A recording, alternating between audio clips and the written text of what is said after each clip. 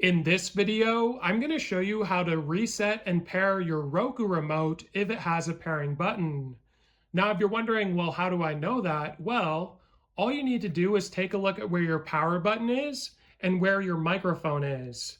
So if the microphone is beneath the power button, it should have a pairing button beneath this cover here. So we're going to do that now.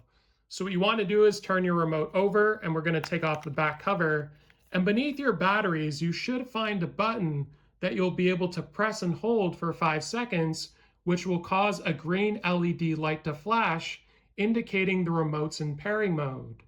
Now, when you do that, you'll have a notification pop up on your screen telling you that your remote's trying to pair and it should pair.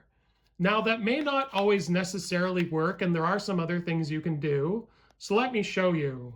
So the first thing I recommend you do is to put batteries into your remote or charge the remote. That could be the issue. Try pressing and holding the pairing button where I showed you before.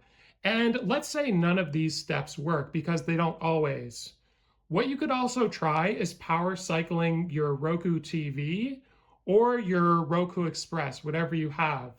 So to do that, all you need to do is unplug it from the power outlet for about 30 to 60 seconds, plug it all back in, and then repeat these steps, which can fix your issue.